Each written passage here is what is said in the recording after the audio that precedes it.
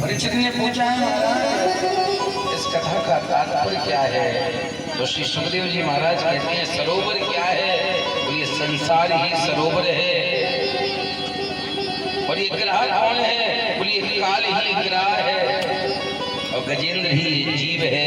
जब जीव संसार रूपी सरोवर में आता है तो काल रूपी ग्राह से पकड़ लेता है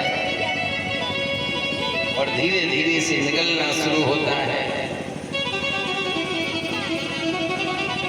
पकड़े हैं कि नहीं पकड़े हैं? ग्राह को क्या क्या कहते हैं दूसरा नाम ग्रह का? ग्रह का दूसरा नाम है मगर। महाराज जी हमें कथा तो करानी है मगर इस साल मटरा कम हुआ मगर हम कथा तो करा रहे। बोले महाराज जी हमें तीरथ तो जाना है मगर पेंशन 3 महीने की देनी नहीं है। इस मगर ने ही सबको पकड़ रखा है। इस मगर को जब व्यक्ति छोड़ देता है उसी को परमात्मा की प्राप्ति हो जाती है। एक बार इंद्र बीच में ऐरावत लेकर के मिल गया। दुर्वासा ने अपनी माला इंद्र को पहना दी। इंद्र ने माला निकाली और ऐरावत को पहना दी। हाथी ने महाराज माला सूंड से तोड़कर पैरों से कुचल दी। दुर्वासा ने देखा इंद्र को श्राप दे दिया। अरे इंद्र श्री में इतना मदान हो गया है कि भगवान के प्रसाद की माला को ही भूल गया। क्या तुझे श्राप देता हूँ कि तू श्री से हीन हो जाएगा। जब श्राप लगा तो देवताओं ने चढ़ाई कर दी। चढ़ाई करी महाराज तो देवता श्रीहीन हो गए। देवता और देवताओं ने मिलकर के समुद्र का मंथन किया। हलाहल विष निकला भगवान शंकर को दे दिया। चंद्रमा निकला भगवान शंकर को दे दिया। पारिजात वृक्ष निकला स्वर्ग में चला गया। घोड़ा निकला देवताओं ने ले लिया। हाथी निकला इंद्र को मिल गया। अप्सराएं निकली स्वर्ग में चली गई और मदरा निकली महाराज देवताओं को दे दी। माता लक्ष्मी समुद्र मंथन में प्रकट हुई।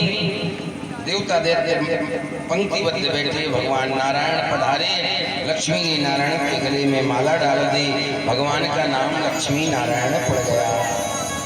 बोले लक्ष्मी नारायण भगवान की। आगे समुद्र मंथन चला महाराज तो धन्वंतरि जी महाराज अमृत का कलश लेकर के प्रकट हुए। देवते लोग अमृत कलश लेकर के भागे। भगवान ने मोहिनी अवतार बना करके दैत्यों से अमृत लेकर के देवताओं को पिलाया। देवताओं के सूर्य और चंद्रमा के बीच में एक दैत्य ने स्वरभानु नामक दैत्य ने अमृत को पी लिया। सूर्य और चंद्रमा ने जब कहा तो भगवान ने सुदर्शन चक्र से उसका सर और धड़ अलग कर दिया। लेकिन अमृत पीने के कारण वो जीवित हो गया। वही महाराज राहु और केतु कहलाए। अमावस्या को जब राहु केतु के बीच में सूर्य आता है तो सूर्य ग्रहण करता है। और पूर्णिमा को जब चंद्रमा आता है तो चंद्र ग्रहण करता है। महाराज देवताओं ने अमृत पी लिया तो देवासुर संग्राम हुआ। सारे दैत्य मारे गए। लेकिन गुरु शुक्राचार्य बड़े ही बलवान थे। उन्होंने मृत संजीवनी विद्या से सारे दैत्यों को जीवित कर लिया और बलि से स्वयं करने का संकल्प ले लिया। बलि के 50 यज्ञ ही हुए थे कि महाराज इतना प्रभाव बढ़ा तो बलि को स्वर्ग का अधिपत्य मिल गया। देवता जब दुखी हो गए तो देवताओं की माता अदिति ने कश्यप जी महाराज से कहा महाराज कोई ऐसा व्रत बताओ जिसको करने से हमारी ऐसी संतान हो जो हमारे पुत्रों का राज्य वापस दिला दे। हमें देवताओं को मारने की आवश्यकता नहीं है लेकिन हमारे पुत्रों का राज्य वापस दिला दे। तो कश्यप जी महाराज ने अदिति को पयोव्रत बतलाया है। ये फाल्गुन के शुक्ल पक्ष की प्रतिपदा से त्रयोदशी तक किया जाता है। इसमें दूध पी करके ही व्रत पारण किया जाता है। और लाल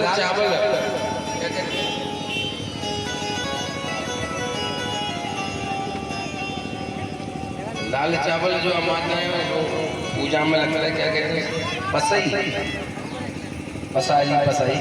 उस चावल में 13 दिन तक खीर बना करके लक्ष्मी नारायण भगवान के नाम से आहुति डालने पर 13वें दिन जो खीर का संतान की प्राप्ति हो जाती है।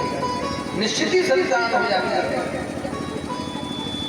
माता अदिति ने किया महाराज तो श्री सुखदेव जी महाराज कहते हैं कि भादों का महीना है, दिन के 12 बजे हैं। भगवान वामन ने माता अदिति के सामने प्रकट हो गए हैं। बृहस्पति ने जनेऊ कराया और महाराज 10 दिशाओं ने छत्र कमंडल दिया। अन्नपूर्णा ने भिक्षा का पात्र दिया। सप्तर्षियों ने आकर के कुशा का आसन दिया। और भगवान ने जब भिक्षा मांगी तो भिक्षा मांग करके देवगुरु बृहस्पति को दी। तो बृहस्पति बोले इतनी भिक्षा से मेरा काम नहीं चलेगा। बोले फिर बोले हमें तो त्रिलोकी की भिक्षा चाहिए है। तो भगवान बोले त्रिलोकी का दान कौन करेगा? बोले सरस्वती नदी के तट पर राजा बलि यज्ञ कर रहा है और इसमें त्रिलोकी का राजा वही है, उसी से त्रिलोकी का दान लेकर के आओ, तब मेरी तृप्ति होगी। तो भगवान वामन छोटे छोटे पाँव हैं, नन्हे नन्हे हाथ हैं, छोटा सा छाता है, कमंडल हाथ में लिए है और राजा बलि के दरवाजे पर भिक्षा मांगने जा रहे हैं कि बन आयो बन आयो बन आयो वामन नंद लाला बन आयो।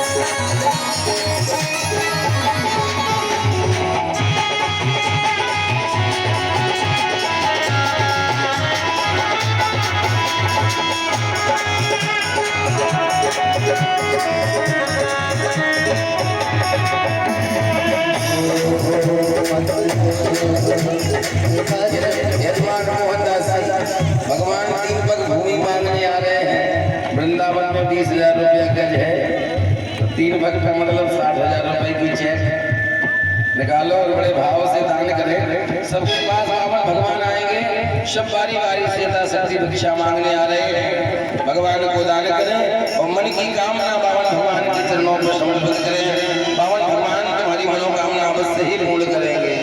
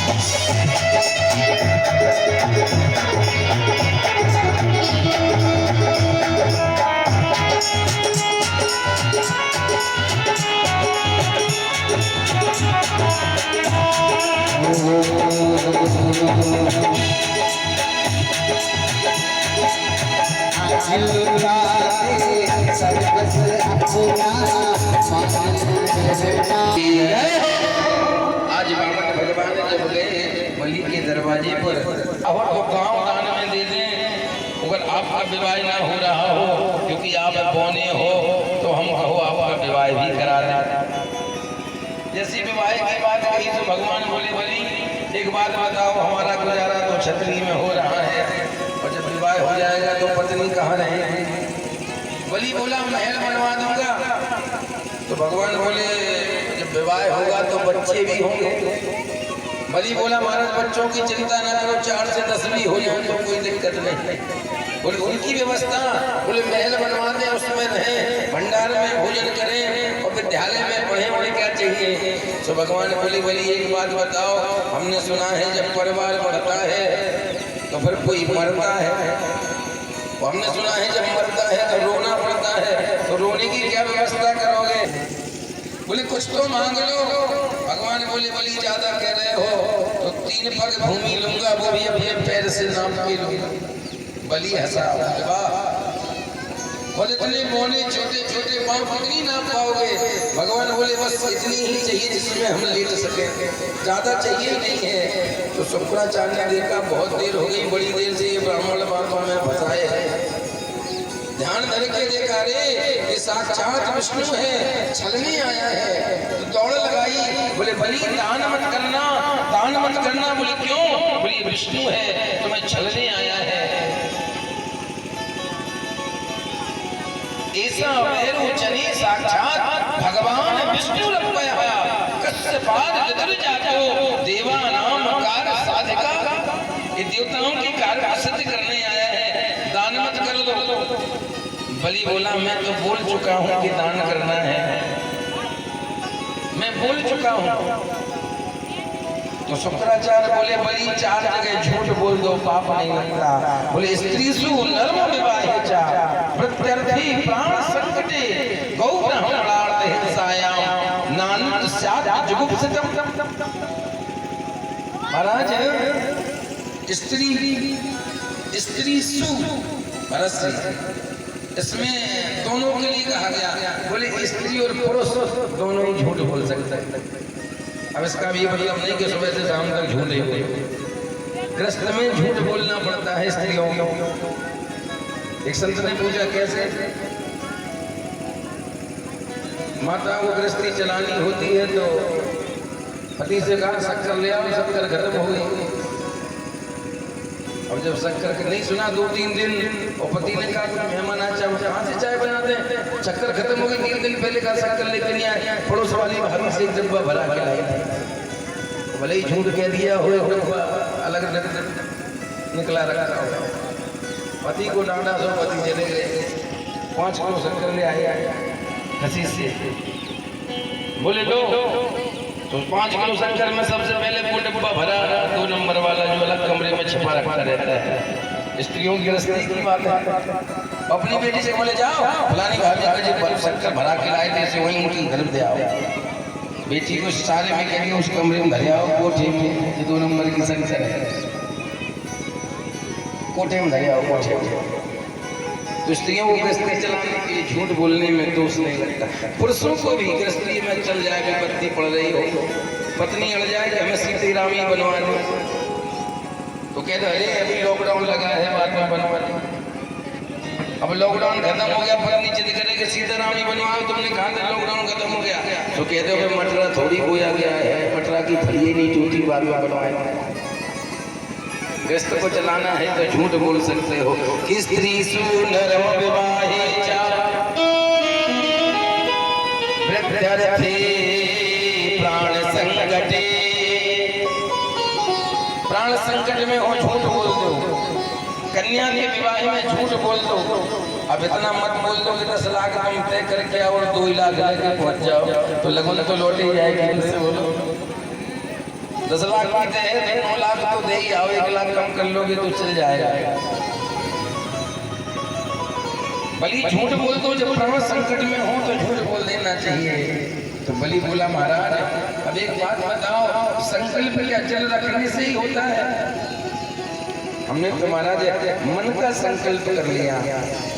अगर मन का संकल्प है तो सारे संकल्प सिद्ध हैं। तो मन की हारे हारे है, मन की जीत है जीत, और मन ही मिला राम सो, मन ही करा भजीत। मैंने तो मन से संकल्प कर लिया। तो भगवान ने बोले जल्दी करो शुक्राचार्य, तो बलि जल संकल्प दो। तो शुक्राचार्य बोले बलि दान मत करना, तो शुक्राचार्य बोले भगवान है मत दो। बलि बोला गुरुदेव आज मैं धन्य हो गया। आज तक तो मैंने सुना था कि गुरु गोविंद से मिलाने वाला होता है, आज मैंने प्रत्यक्ष देख लिया कि गुरु ने मुझे गोविंद से मिला दिया। और आप कहते हो दान मत करना, ये वो हाथ है जिन्होंने पूरी दुनिया को दिया है, आज तक किसी से लिया ही नहीं है। वो राजा बलि के सामने हाथ फैला करके खड़ा है। जिन हाथन सोबड़ संगर में संग्राम अनेक न बार कियो, जिन हाथन सोब सुधा भर के बहुदान अनेक न बार कियो, बलिराज पे याचन के हित सो करतार हरे करतार दियो। ये वो हाथ है जिन्होंने पूरी दुनिया को केवल दिया है, किसी से लिया नहीं है। आज बलि के सामने हाथ फैला करके खड़ा है। आप कहते हो कि दान मत करना। शुक्राचार्य ने श्राप दे दिया, बलि तुम गुरु की बात नहीं मान रहा है, श्राप देता हूँ तो श्रीहीन हो जा। तो गुरु बलि ने हाथ जोड़े बोले गुरुदेव बड़ी कृपा, बोले हमें तो दोनों ही पक्षों में श्रीहीन होना है। अगर ये भगवान है, इन्होंने मेरी संपत्ति नापी तब भी श्रीहीन हो जाऊंगा, और आपने मुझे श्रीहीन होने का श्राप दे दिया है, तब भी मैं लक्ष्मी से हीन हो जाऊंगा। लेकिन गुरु कितने पहलवान थे कि महाराज उस पात्र में ही जाके बैठ गए और आंख लगा कर बैठ गए। बोले चले गिरेगा नहीं तो संकल्प पैर मेरे सिर पर रख दो। पदम तृतीयम गुरु शिष्य में निजम, तीसरा पैर मेरे सिर पर रख दो। भगवान बलि को छलने आए थे, आज बलि ने ही भगवान को छल लिया। भगवान ने हाथ तो सबके ऊपर रखे हैं, लेकिन भगवान ने आज पैर किसी के ऊपर नहीं रखा। आज बलि बोला प्रभु तीसरा पैर मेरे सिर पर रख दो। भगवान गदगद हो गए। भगवान बोले बलि मांग लो, जो चाहिए सो दे दूंगा। तो बलि बोला मैं भिखारी हूं, मुझे भीख मिले, मुझे नहीं चाहिए। तो भगवान ने बलि से कहा मैं तुम्हें सुतल लोक का राज देता हूँ। तो बलि बोला प्रभु अब मुझे एक वरदान दे दो, सुतल लोक के जिस दरवाजे से मैं निकलूं उस दरवाजे पर मुझे आपका दर्शन हो जाए, ऐसा मुझे वरदान दे दो। भगवान बलि को छलने आए थे, आज बलि ने भगवान को अपना चौकीदार बना लिया। माता लक्ष्मी रक्षाबंधन पर आई हैं, बलि की हाथ में कलाई पर राखी बांधी है और बदले में भगवान को मांगा तो बलि रोने लगा। तो भगवान बोले बलि रोना बंद कर दो, मैं 8 महीने तो लक्ष्मी के साथ रहा करूंगा और 4 महीने आज भी तेरी चाकरी करने आया करूंगा। जो भी चतुर्मासा पूर्ण हुआ है कार्तिक की शुक्ल पक्ष की एकादशी को, आषाढ़ के शुक्ल पक्ष की एकादशी से कार्तिक के शुक्ल पक्ष की एकादशी तक भगवान राजा बलि के यहाँ चौकीदारी करने जाते हैं। सब लोग कहते हैं ना आप भगवान सो रहे हैं, भगवान सोते नहीं हैं, भगवान तो 4 महीनों में राजा बलि के यहाँ नौकरी करने जाते हैं।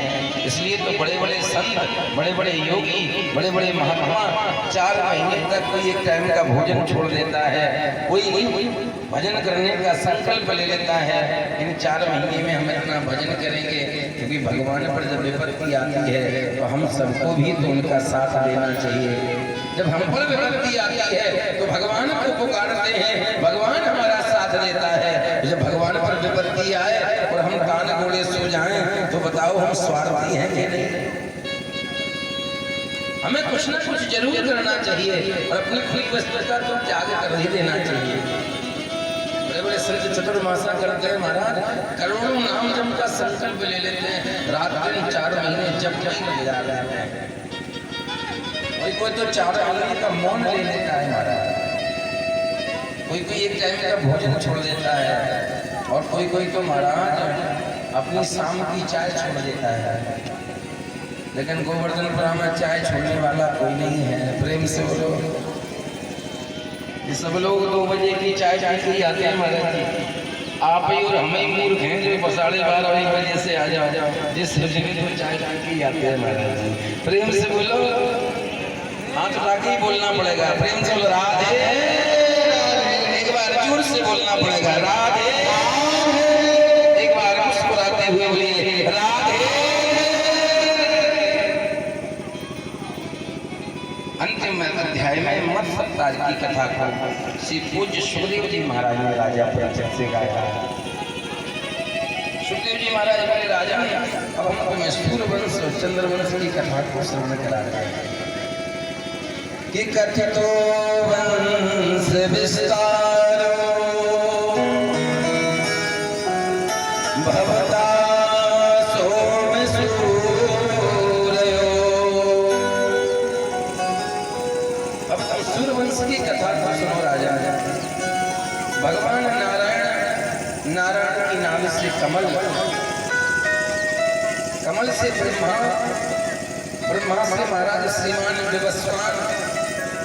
विवस्वान की हुई महाराज सूर, और यहीं से सूर्यवंश चला। सूर्यवंश में बड़े बड़े प्रतापी राजा हुए, महाराज इक्ष्वाक हुए, महाराज सगर हुए, सगर के अंशुमान हुए, अंशुमान के महाराज असमंजस हुए, असमंजस के दिलीप हुए, दिलीप के महाराज भगीरथ हुए। भगीरथ महाराज को महाराज भगीरथ हैं जिन्होंने गंगा को इस धराधाम पर उतारा है। गंगा जब धराधाम पर आई तो गंगा का पहला नाम जटाशंकरी पड़ा, और पृथ्वी पर आई तो भागीरथी पड़ा। जोहू ऋषि ने इसे अपनी जंघा को फाड़ करके निकाला, इसलिए इसका नाम जानवी पड़ा। जैसे जैसे आगे बढ़ती गई गंगा के नाम बढ़ते चले गए। इसी वंश में महाराजा अम्बरीश हुए हैं जिन्होंने एकादशी की महिमा का वर्णन किया है। प्रत्येक वैष्णव को एकादशी तो व्रत करना ही चाहिए। एकादशी तो सबको ही व्रत करनी चाहिए, क्योंकि एकादशी महात्मा में ऐसा लिखा है जो एकादशी का व्रत करता है वो व्यक्ति कभी भी नरकगामी नहीं होता। एकादशी व्रत करने वाले के पीछे भगवान का सुदर्शन चक्र सुरक्षा में खड़ा होता है, उसका कोई बाल बाका नहीं कर सकता, और जब वो मरता है तो भगवत धाम को ही प्राप्त होता है। महाराज अम्बरीश ने एकादशी की महिमा का वर्णन किया है। प्रातः स्वामी सुखदेव जी महाराज कहते हैं इसी वंश में महाराज खटवांग हुए, खटवांग के दीर्घ बाहु हुए, दीर्घ बाहु के महाराज पृथुश्रवा हुए, पृथुश्रवा के महाराज रघु हुए, और रघु के महाराज अज हुए, और अज के महाराज दशरथ हुए। बड़ी सुंदर सूर्यवंश की गाथा है। मैंने तो आपको 5-10 नाम ही सुनाए हैं। भगवान का वंश वर्णन, भगवान का जन्म 60वीं पीढ़ी में हुआ है। राम जी का जन्म सूर्यवंश की 7वीं पीढ़ी में राम जी का जन्म हुआ है। बड़ा सुंदर वर्णन है। गोस्वामी बाबा वर्णन करते हैं, अवधपुरी राग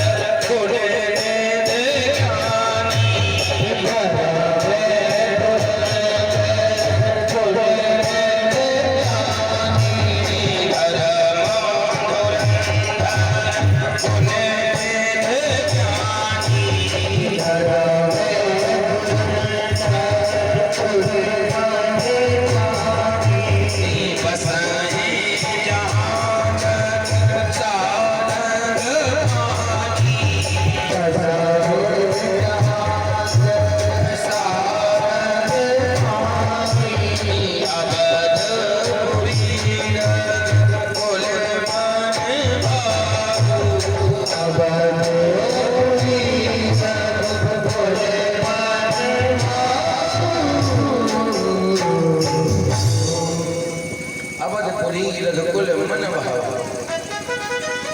सूर्यवंश के राजा सब यथावत रहे, लेकिन महाराज रघु को अयोध्या बहुत अच्छी लगी।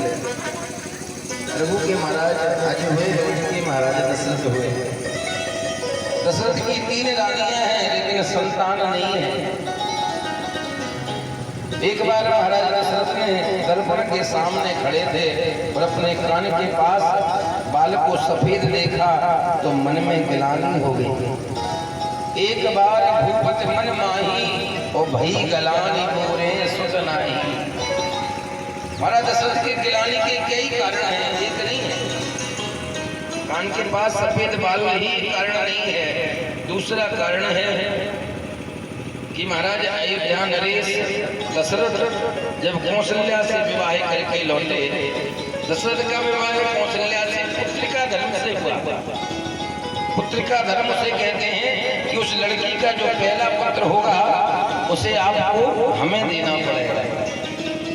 और महाराज दशरथ जब दर्पण के पास चौथा फल देखा तो मन में ग्लानि हो गई, क्योंकि हमारे कुल का जो नियम है कि रघुकुल रीत सदा चली आई और प्राण जाए पर वचन न जाई, और हम तो कौशल नरेश को वचन दे करके आए हैं, हमारा वचन झूठा हो जाएगा, इसलिए गिलानी होगी। तीसरा कारण है, जब दशरथ स्वर्ग जाते तो इंद्र अपना आधा सिंहासन छोड़ देता था।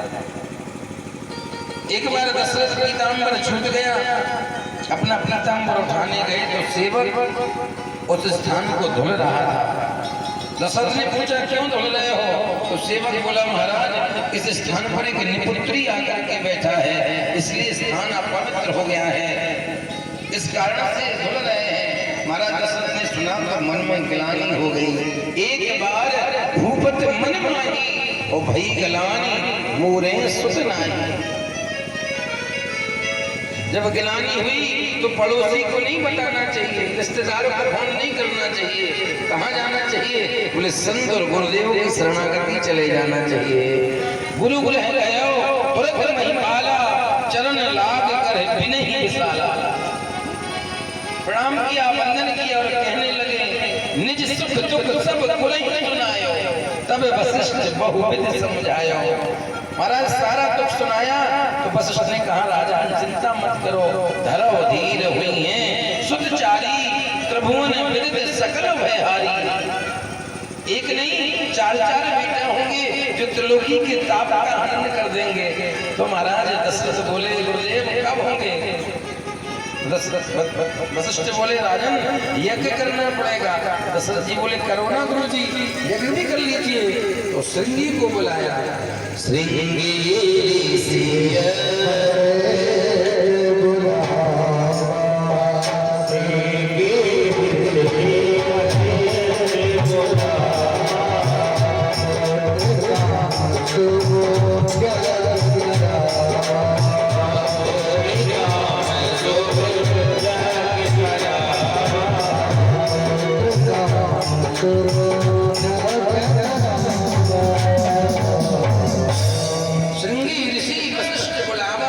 पुत्र काम सब यज्ञ करावा। यज्ञ प्रारंभ हुआ, आहुति पढ़ने लगी। जब आहुति पढ़ते पढ़ते महाराज अग्नि देव चल लेकर के प्रकट हो गए, खीर लेकर के वशिष्ठ को दी। वशिष्ठ ने दशरथ को दी, जाओ अपनी रानियों को बांट दो। दशरथ ने बड़े भाव से अपनी पत्नियों को बुलाया। तब ही राय प्रिय नारी बुलाई,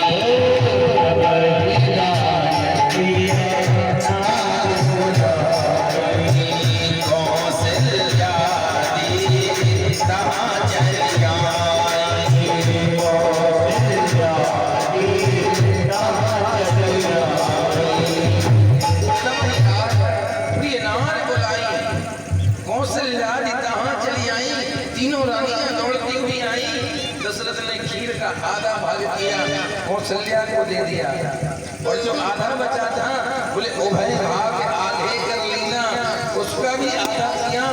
आधा कई को दिया, आधा सुमित्रा को दिया, और सबने खाया तो सब गर्भवती हो गई। यह सन गर्भ सहज सबरा,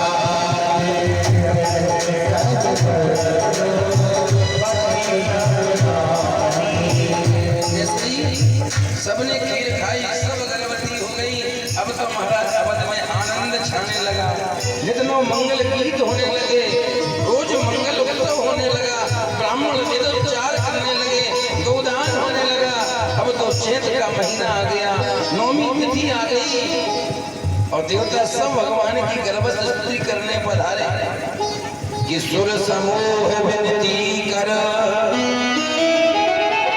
पहुंचे निज निज धाम। सबने स्तुति करी, भगवान बोले जाओ अपने अपने घर, अब मैं यहाँ अनशन सहित अवतार लेने वाला हूँ। नौमी तिथि आई है कि नौमी तिथि मधु मास पुनीता,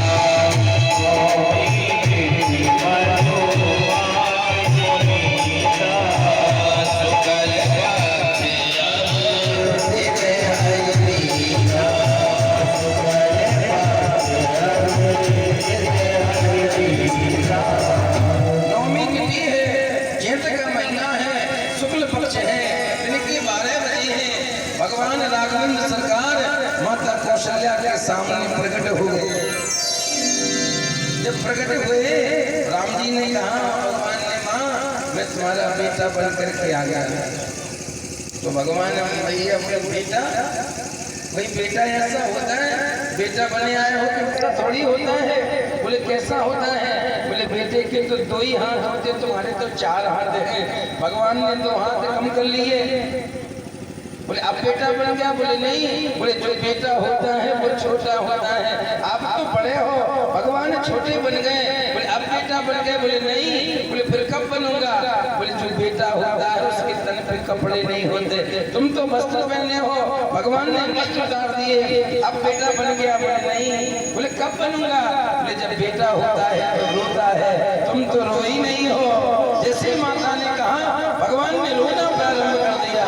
सुने वचन सुजाना हो ठाना, हुए बालक चोर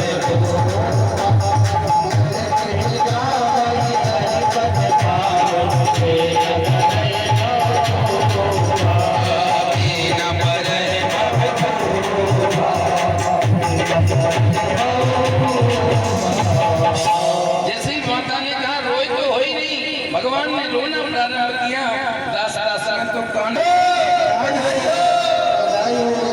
महाराज ने पूछा क्या हुआ? बोले आपकी बड़ी रानी ने एक राजकुमार को जन्म दिया है, गले का हार काट के दे दिया। तब तक तो महाराज आनंद की दूसरी घड़ी पड़ी कि महाराज के कहीं ने भी एक राजकुमार को जन्म दिया। दासियां दौड़ पड़ी, महाराज बधाई हो, बधाई हो। अरे क्या हुआ? बोले आप दूसरी रानी ने भी राजकुमार को जन्म दिया है। गदगद हो गए, और आनंद तो तब सुमित्रा के महल में एक बालक की नहीं दो दो बालकों की किलकारी गूंजी तो महल की सारी दास दासियां दौड़ पड़ी। महाराज बधाई हो, बधाई हो, बधाई हो, बधाई हो, बधाई हो। अरे हुआ क्या है? बोले आपकी छोटी रानी ने एक नहीं दो दो राजकुमारों को जन्म दिया है। महाराज दशरथ गदगद हो गए और बोले कहाँ बुलाए बजाओ बाजा, सब बाजा बजाओ, आनंद से गाओ और आनंद से रहो। सब महाराज थाल लेकर के बधाई देने आ रहे हैं और गा रहे हैं क्या? ओ भाई रे रे रे बाला दीन दयाला ओ जल्ला